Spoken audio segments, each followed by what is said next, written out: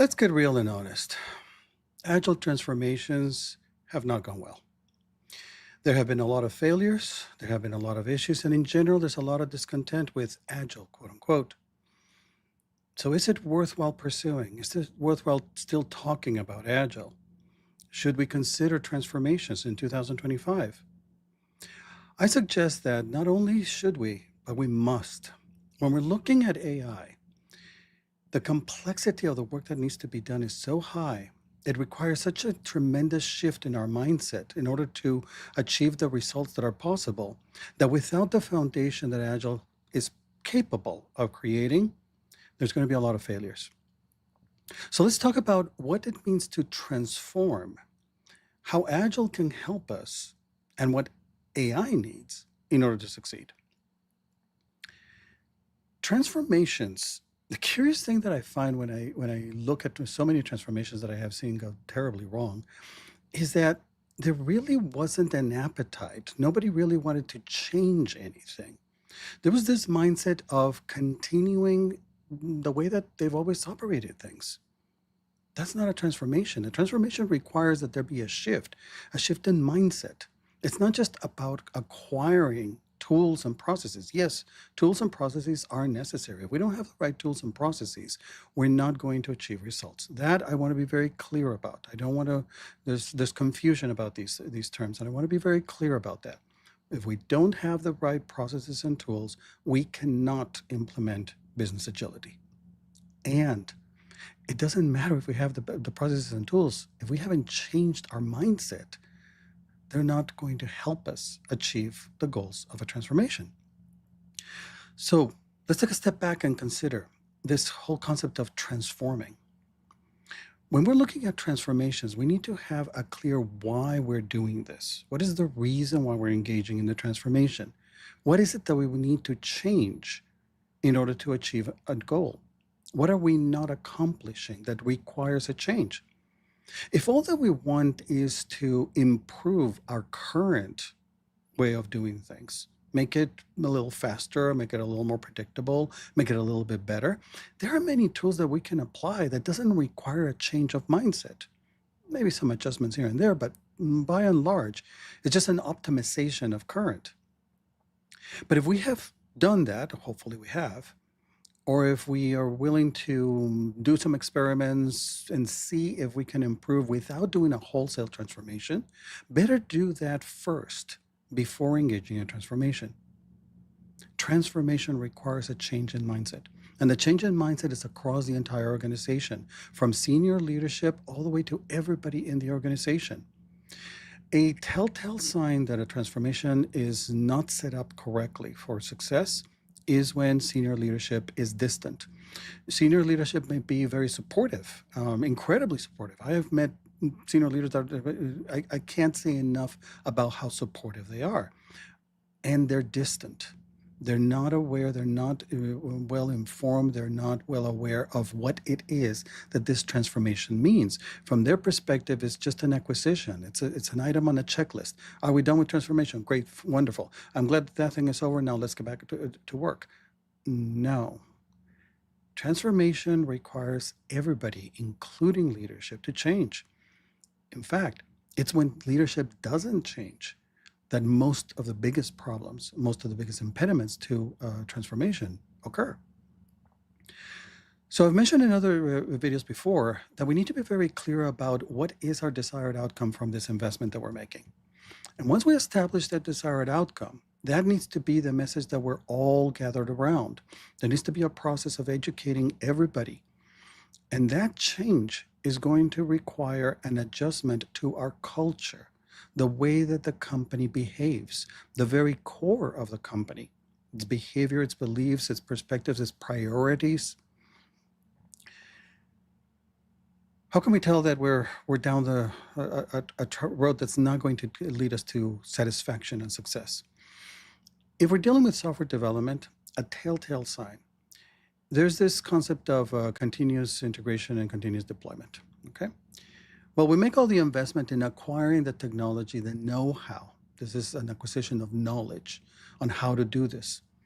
And everybody's trained in it, everybody knows how to do it.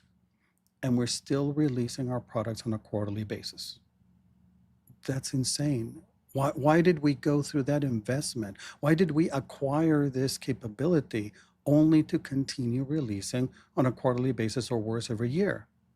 That doesn't make any sense. And that demonstrates that what was really going on was an acquisition of knowledge.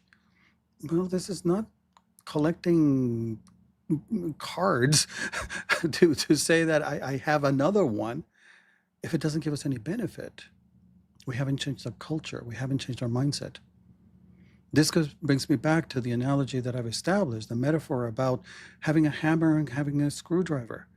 If we continue to look at everything as if it were a nail, there is no transformation. We have to shift our mindset.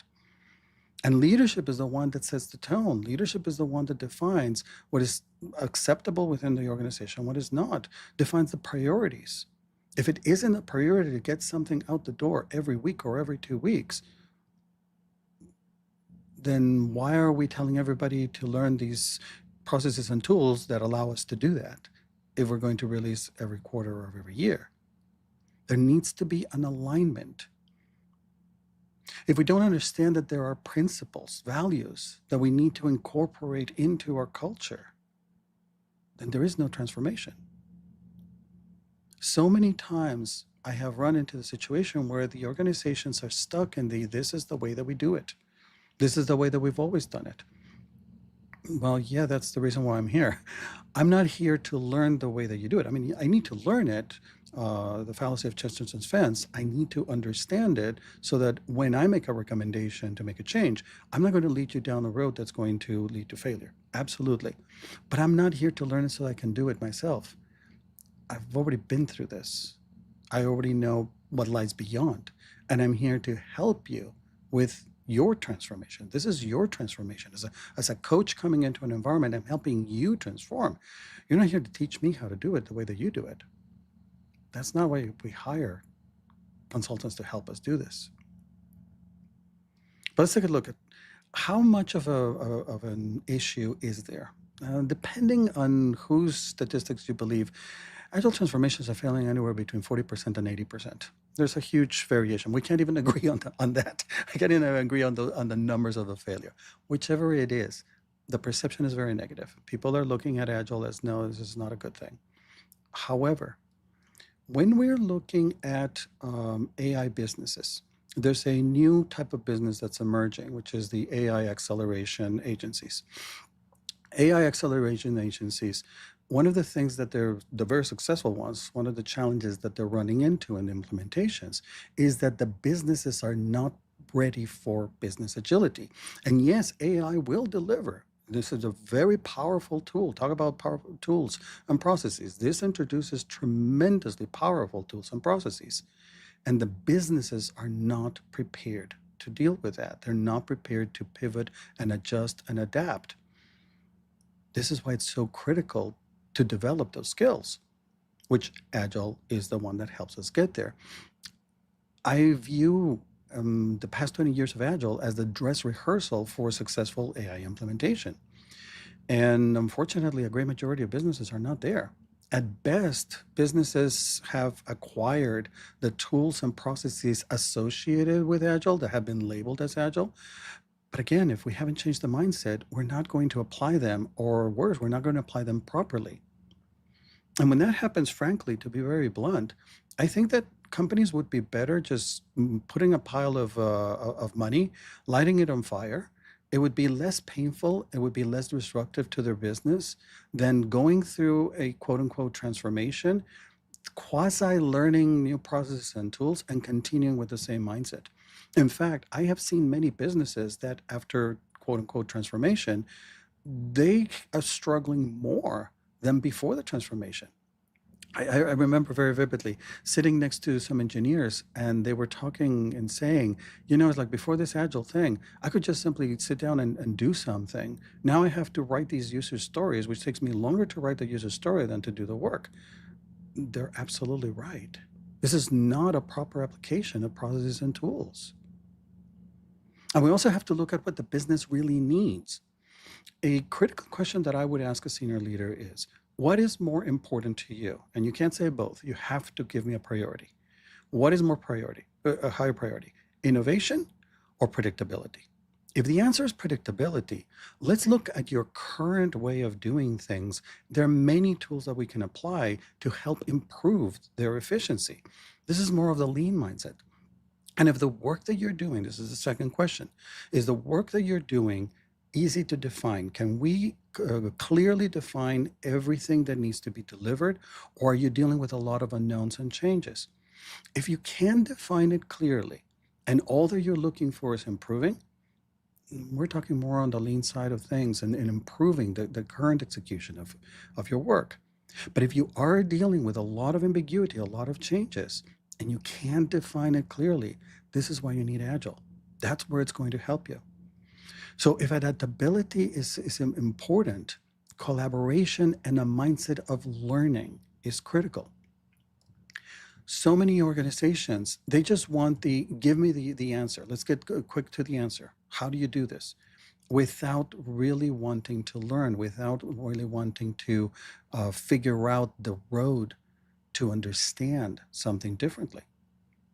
This is not a learning mindset. And a learning mindset is critical in any transformation.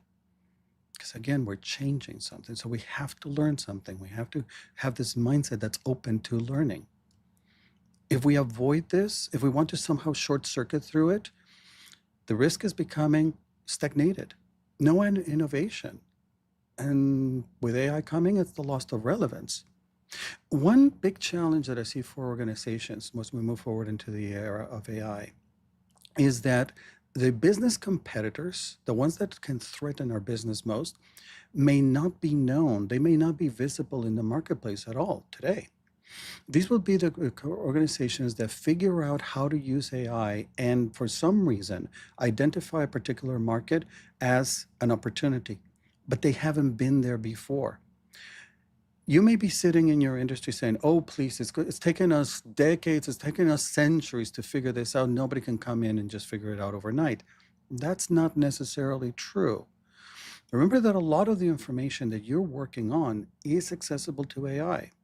That allows organizations to short circuit a lot of your learning curve because the AI just operates on it as if it had always known it. And it adds on top of it the efficiencies that AI brings to the table. So your competitor could be somebody that is not currently in your space and overnight steps in. And when I mean overnight, in some cases it may be literal. These things are changing literally, almost instantaneously in some cases. And AI is also running into challenges. AI implementations are running into difficulties because the businesses don't have agility, because we haven't really moved the needle of agility in businesses because AI has not been implemented properly. And there's a confusion here. This is not a problem of Agile. It's a problem in the way that it's been implemented. And it's been a problem of the interpretation or the understanding of what Agile is. The processes and tools that are associated with Agile have become synonymous with Agile, but that's not Agile. It's the mindset plus the processes and tools. So we need to, in order to be successful, we need to have really honest conversations and look deeply and look at where there's resistance. Figure that out, identify that. As part of the transformation, we need to get through that.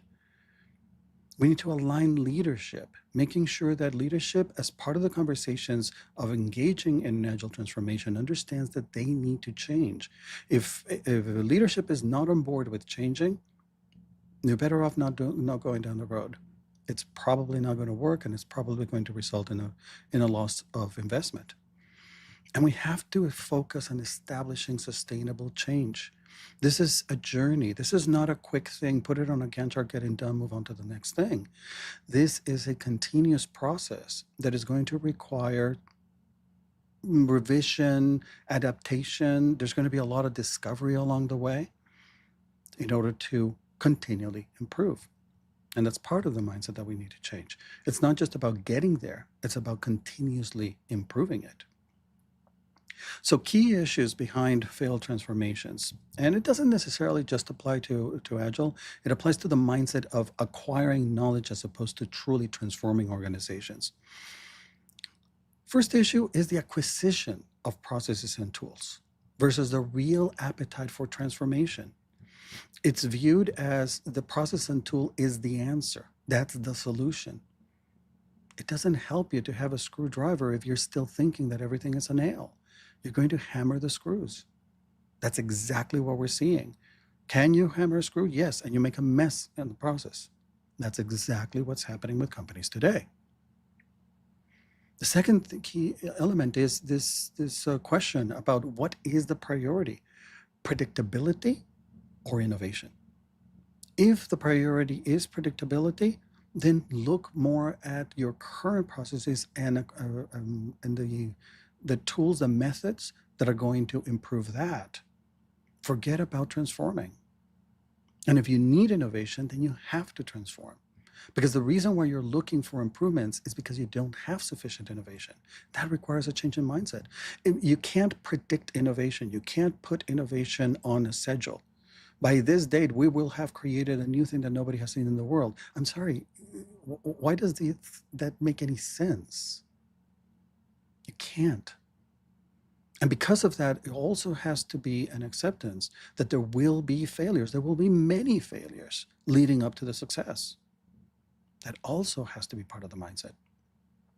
There's this addiction with command and control that factors in as a key element that's working against transformations. And a lack of trust. Trust in that the people will be committed and will deliver on what the business needs.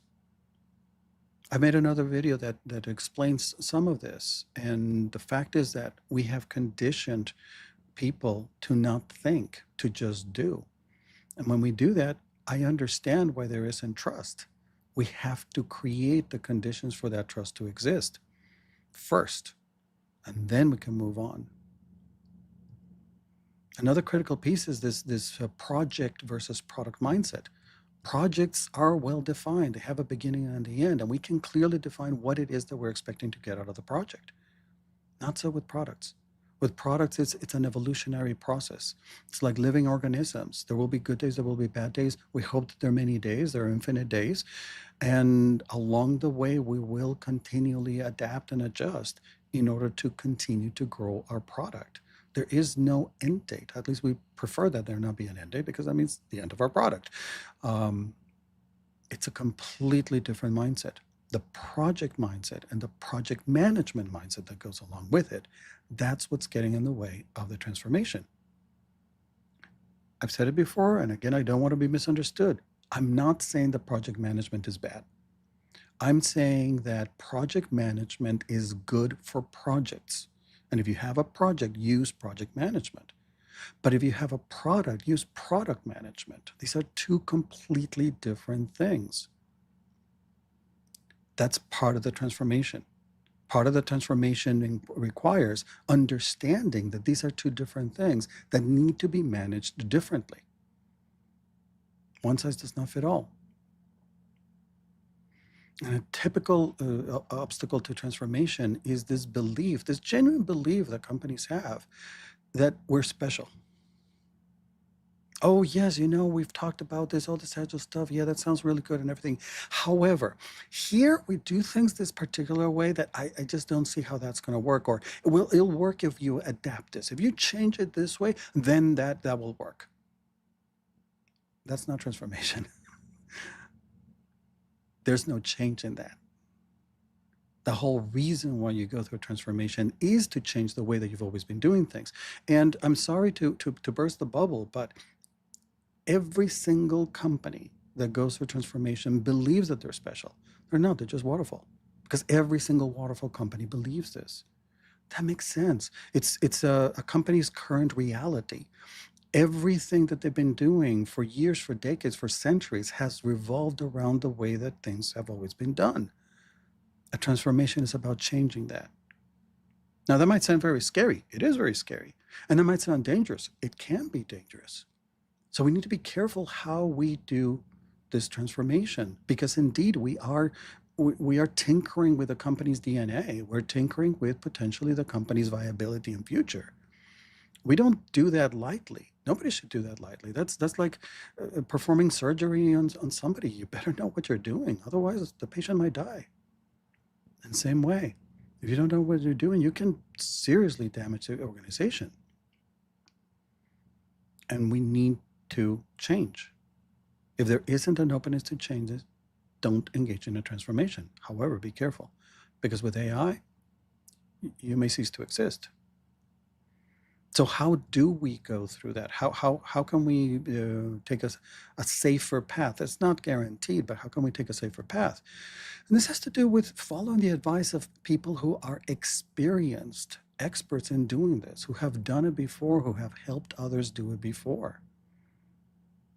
And that introduces another set of challenges.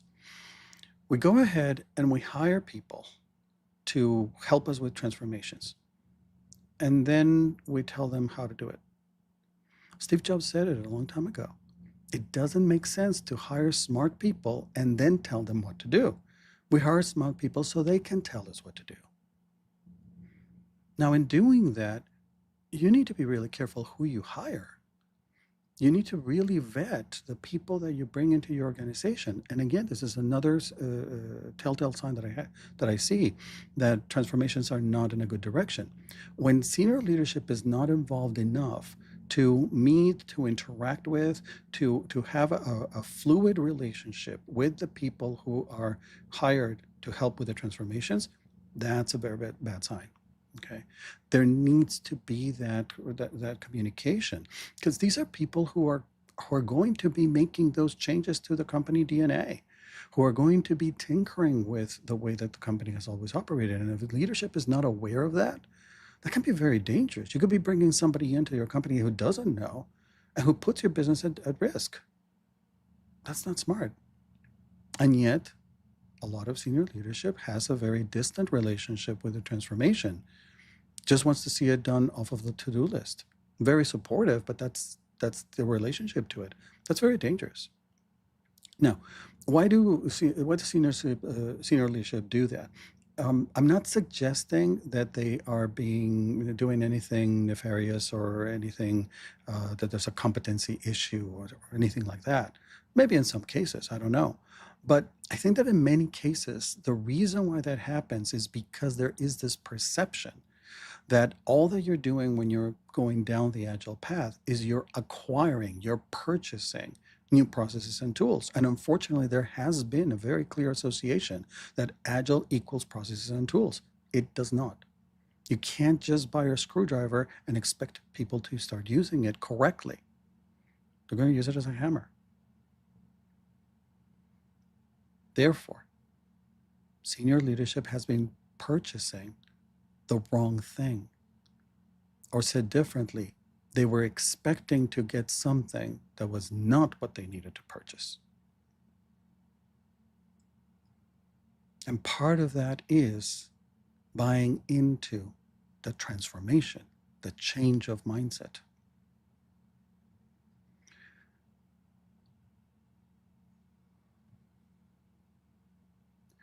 So transformation isn't just an acquisition of knowledge.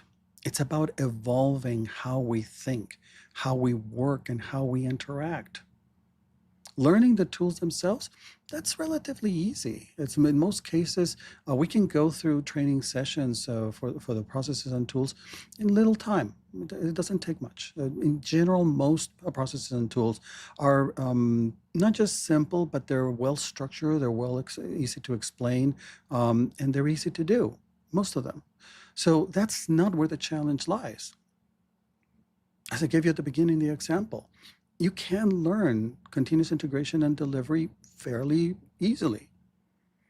But if you don't change your entire prioritization around development so that you will be delivering to the market, to your customers every week, every other week, then why bother? Why do that? That's a huge investment for little or no gain. Organizations claim readiness, but they're resisting the changes all along, and that leads to failure. The real transformation requires that openness, a mind, and adaptation at all levels of the organization. Otherwise, we just end up doing the same thing that we've always been doing, just with different tools. And that is indeed what we're seeing a lot of. As we move forward with AI, one of the challenges that we're going to face, and we're already seeing it, is that the people who are working with AI, they need to make decisions that they've never been accustomed to making. And we haven't allowed them to go through the real transformation process to be decision makers. They're still thinking in just doers, in just execution. Therefore, we're setting them up to fail.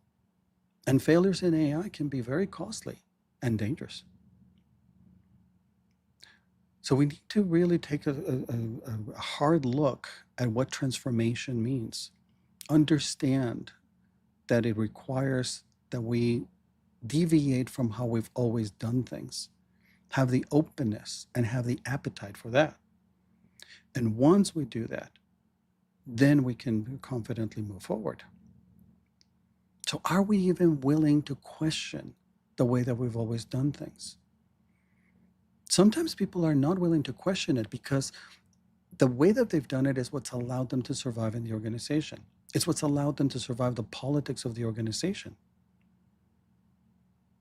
They need to know that it's safe to question and change it without fearing that they're not going to survive and still have a job. And if their leadership doesn't know this, and if leadership doesn't understand and accept this, well, yeah, of course, the first moment that they suggest doing something differently, leadership is going to say, no, you don't. That's not the way that we do things around here. What's wrong with you? Haven't you been here long enough to know better than to suggest that? That's why leadership needs to be on board. Otherwise, that's going to become the stop to the whole agile transformation stuff. And without it, there won't be business agility. Another thing, will everybody involved be willing to listen to those who have the experience, those who have walked the road before? It's not sufficient just to go off and take a training and then come back and say, oh, I'm going to do, we can do this, we've got this. No, you need to have experience, because more importantly than the acquisition of what needs to be done is knowing what not to do, what's dangerous to do.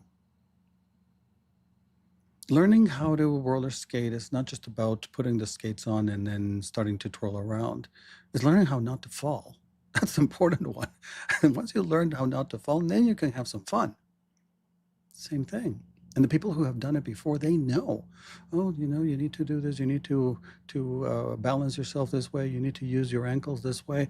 All of those details come from experience. Without that, so we need people with experience to help us through it, and people who truly can help us. Unfortunately, again, in full transparency, there have also been a lot of people who have engaged in transformations, leading others who weren't prepared for it. I'm not suggesting, again, anything negative. Many people did it with very good intentions, but the reality is that they weren't prepared to do it. And there was a whole industry behind them that set them up for that. We need to be honest about it and deal with it and do better moving forward. Another thing is, can we let new practices reshape our work? Are we willing to do that? Or are we so stuck and enamored with the way that we've done it that we're not willing to let go of it? Are we willing to prioritize outcomes over comfort? This is the shift in mindset that's part of this, the evolution away from project mindset to product mindset, where the outcomes, not the outputs, are what's important. We currently have a comfort that we can deliver outputs. We have to move away from that and go, can I deliver outcomes? Yes, I can be very busy doing a lot of things and everything, but is it helping the customer? Is it delivering to the customer something of value? A lot of the priority changes, I mentioned that in this talk, part of that priority is learning to recognize when you have an opportunity to not do something and get you faster to deliver something of value. When our mind is so conditioned to more, more, more, output, output, output, we miss that opportunity. We don't see that because we're conditioned to do more, more, more, more, more. It's when we shift to delivering an outcome, a valuable outcome, now we're thinking, well, how can I do that the simplest, quickest, fastest way? The best way possible for delivering the value to the customer. And lastly, I say it again, are innovation and creativity a higher priority than predictability? If the answer is not, then focus more on what you're currently doing and how to optimize that before you engage in a transformation. Then you'll be in a better position to engage in the transformation. You'll have less pressure. If you've addressed your delivery needs first so that you are performing better, now you're going to be more open-minded to this transformation stuff. If you have the pressure of delivering current and then you add on top of it a transformation, that makes it very difficult. That feels very risky, and I totally understand that. That makes sense. So are you ready?